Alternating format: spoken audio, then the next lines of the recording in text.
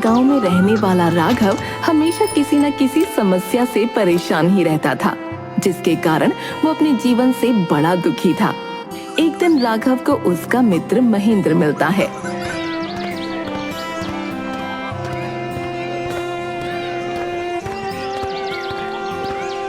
महेंद्र राघव से, क्या बात है मित्र, बहुत परेशान लग रहा है। क्या मैं तुम्हारी कोई मदद कर सकता हूँ? सही पहचाना तुमने। परेशान तो मैं हूं, लेकिन अब मैं अपनी परेशानियों से बहुत दुखी हो चुका हूं यार। एक समस्या खत्म होती नहीं कि दूसरी समस्या सामने आकर खड़ी हो जाती है। ये जीवन भी कैसा है न जाने, समस्याओं से भरा हुआ। हर समस्या का समाधान भी होता है यार, तुम ये क्यों भूल जाते हो? समाधान तो होता है, परंतु कब तक हम जीवन की समस्याओं का समाधान ढूंढते रहेंगे? यही तो जीवन है। तुम रहने दो, तुमसे तो कुछ कहना ही बेकार है। राघव वहां से चला जाता है। रास्ते में राघव को उसका छोटा भाई केशव मिलता है। भैया आप कहाँ थे? हम कब से आपको ढूंढ रहे हैं। भाभी ने बाजार से कुछ सामान मंगवाया है, मुझे पैसे दे दो, मैं लेकर आता हूँ। तुम्हारी भाभी को पैसे खर्च करने के सिवा कुछ और आता भी है? बस सारा दिन बाजार से सामान मंगवाती है। कभी ये भी सोचा है तुम लोगों ने कि पैसे कैसे आते हैं? भैया आप मुझ पर गुस्सा क्यों कर रहे हो? गुस्सा ना करूं तो क्या करूं बताओ? तुम सब में कोई भी नहीं है जो मुझे समझ सके। आप खुद जाकर भाभी से बात कर लीजिए, आपसे तो बात करना ही बेकार है। केशव वहां से चला जाता है। राघव के पिता की मृत्यु बहुत कम उम्र में हो गई थी, जिसकी वजह से राघव के ऊपर पूरे परिवार की जिम्मेदारी थी। परिवार की जिम्मेदारी और जीवन की समस्याओं ने उसे चिड़चिड़ा बना दिया था। तभी उसे गांव के हरिया काका मिलते हैं। अरे क्या बात है राघव, कहाँ जा रहे हो बेटा? कहीं नहीं काका, घर जा रहा हूं। और कोई जगह है इस दुनिया में जहां जाया जा सके? मैं जानता हूं तुम्हारे ऊपर बहुत सारी जिम्मेदारियां हैं, जिसके कारण तुम परेशान रहते हो, परंतु तुम्हें शायद नहीं पता कि अपने गांव के उत्तर में ऊंचे टीले पर एक बाबा ने अपने काफिले के साथ अपना डेरा बना रखा है। काका आप किसके बारे में बात कर रहे हैं? अरे बेटा राघव, मैंने उन बाबा की बहुत सारी बातें सुनी हैं। उन्होंने लोगों की बड़ी बड़ी समस्याओं का समाधान चुटकियों में कर दिया है। मैं तो इस उम्र में इतनी दूर सफर नहीं कर सकता, परंतु भगवान की कृपा से तुम हाथ पैर से तंदुरुस्त हो, इसलिए मुझे लगता है कि तुम्हें एक बार बाबा के पास जाना चाहिए। आपकी बात मुझे उचित लगती है काका, मैं अवश्य उनके पास जाऊंगा और उनसे पूछूंगा कि आखिर ये जीवन की समस्याओं का समाधान कब होगा।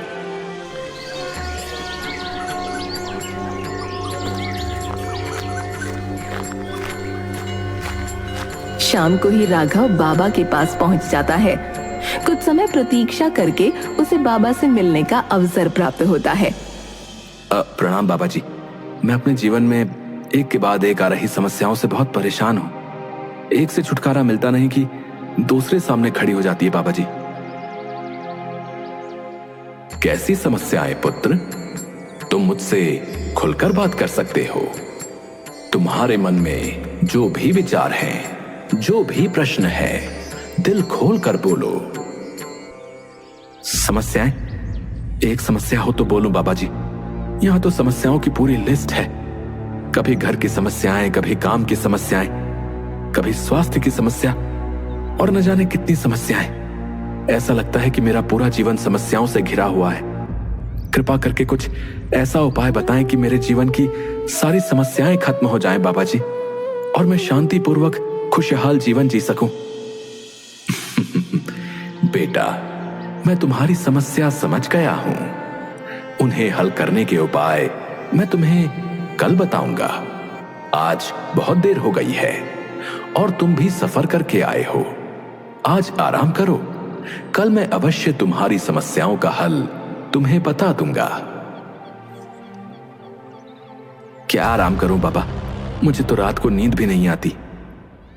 अच्छा, तो तुम्हें नींद नहीं आती, तो तुम मेरा एक छोटा सा काम कर दो बेटा।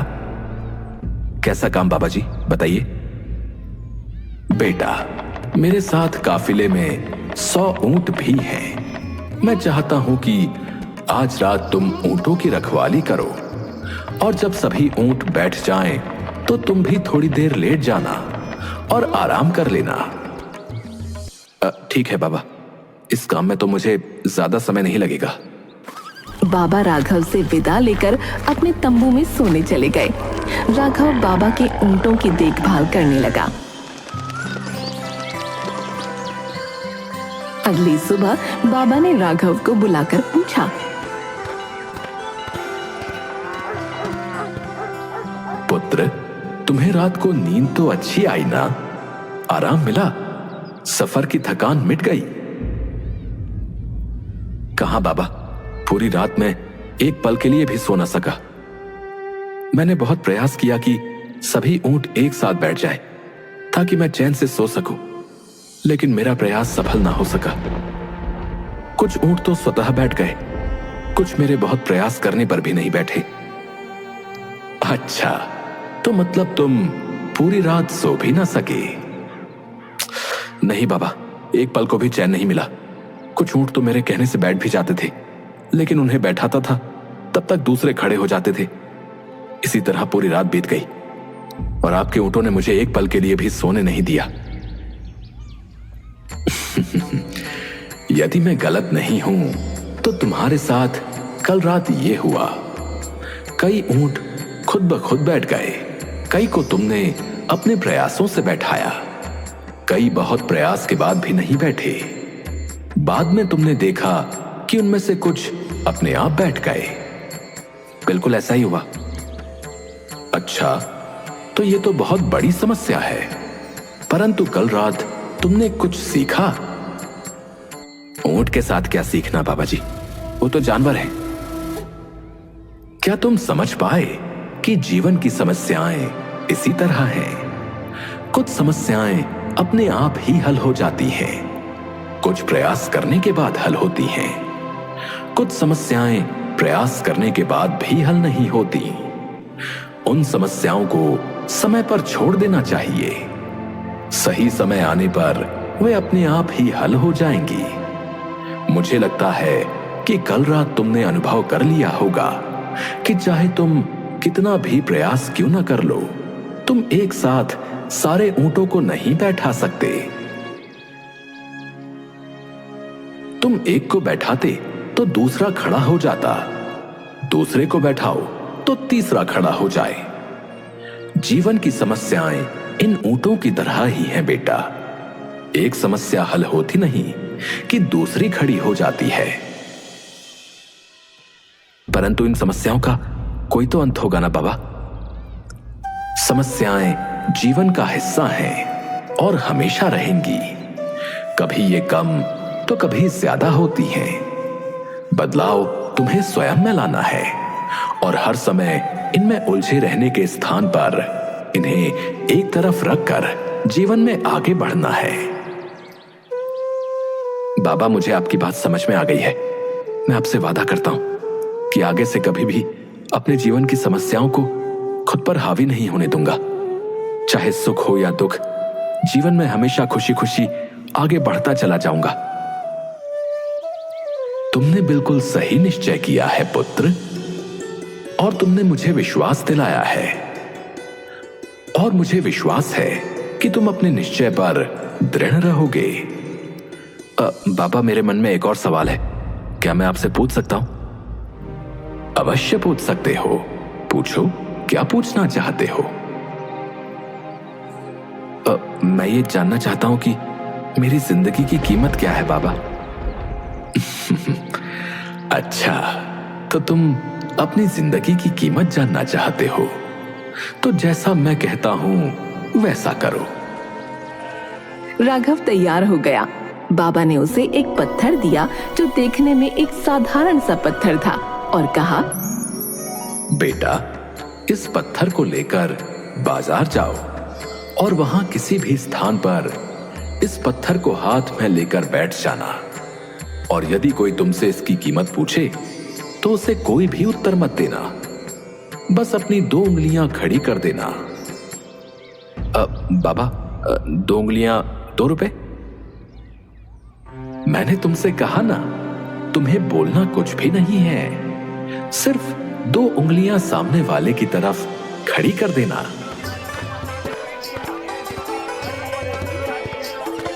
बेटा, इस पत्थर की क्या कीमत है?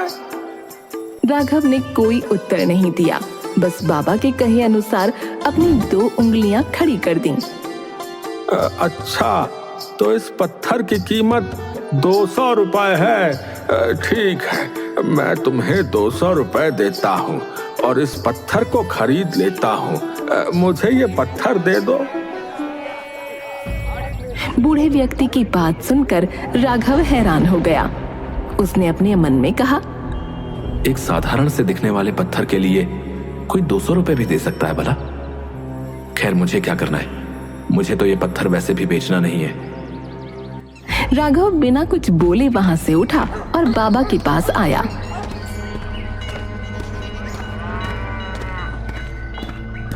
बाबा, मुझे समझ में नहीं आ रहा कि इस साधारण से पत्थर में ऐसा क्या है जो उस व्यक्ति ने इसकी कीमत 200 रुपए लगा दी और 200 रुपए में पत्थर को खरीदने को भी तैयार था।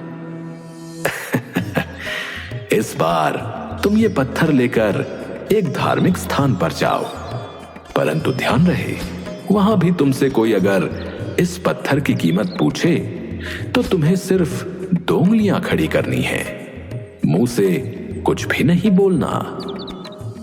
ठीक है बाबा, जैसा आप कहते हैं मैं वैसा ही करूंगा। राघव पत्थर लेकर एक मंदिर के बाहर बैठ गया। तभी एक आदमी ने राघव के हाथ में पत्थर देखकर पूछा, इसकी कीमत क्या है? राघव ने कोई उत्तर नहीं दिया, बस अपनी 2 उंगलियां खड़ी कर दी। अच्छा, 2000 रुपए? ठीक है, मैं ये पत्थर तुमसे 2000 रुपए में खरीद लूंगा। ये सुनकर राघव हैरान रह गया और बिना कुछ बोले वो पत्थर लेकर वापस बाबा के पास पहुंच गया। बाबा, अब मैं पहले से भी ज्यादा आश्चर्यचकित हूं।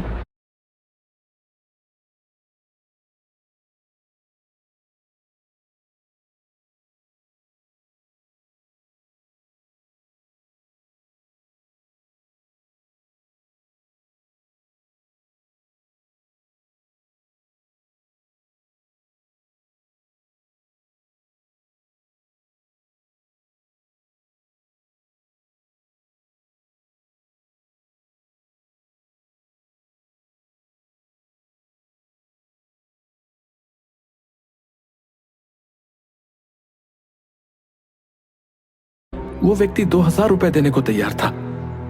आखिर इस पत्थर में ऐसा क्या है बाबा जी? अभी तो तुम्हें इस पत्थर की असली कीमत पता ही नहीं है पुत्र। मतलब क्या 2000 रुपए भी इस पत्थर की असली कीमत नहीं है? नहीं, 2000 रुपए भी इस पत्थर की असली कीमत नहीं है। अब तुम ये पत्थर लेकर जौहरी बाजार जाओ, जहां कीमती पत्थरों की दुकान हो।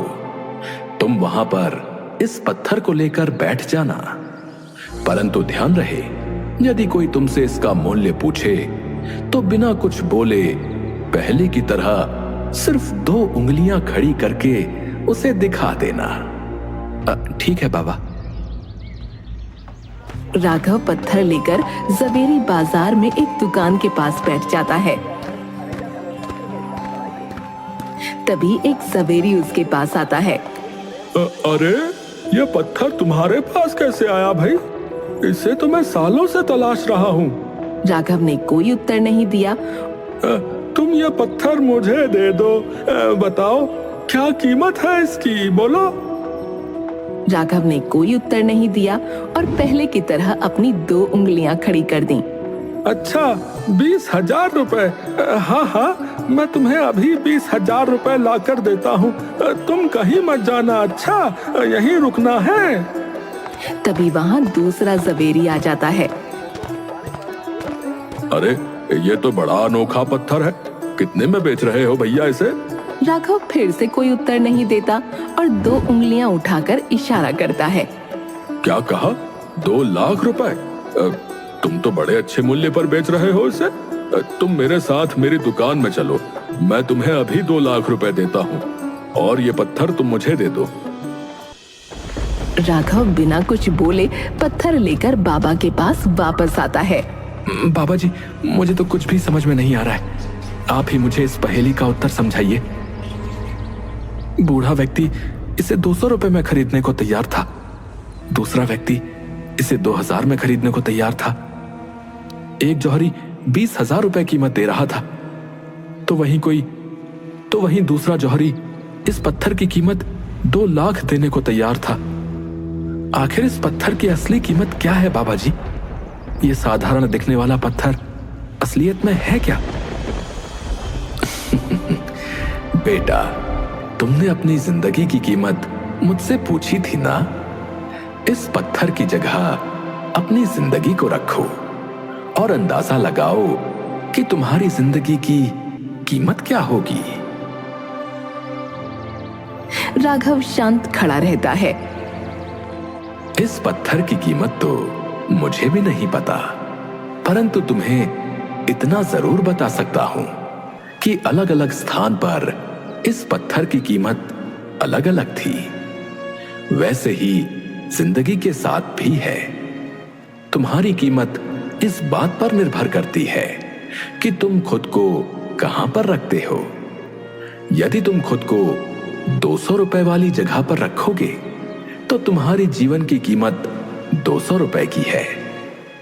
यदि तुम स्वयं को 2 लाख वाली जगह पर रखोगे तो तुम्हारे जीवन की कीमत 2 लाख रुपए है। अब ये तुम्हें तय करना है कि तुम खुद को कहां रखते हो।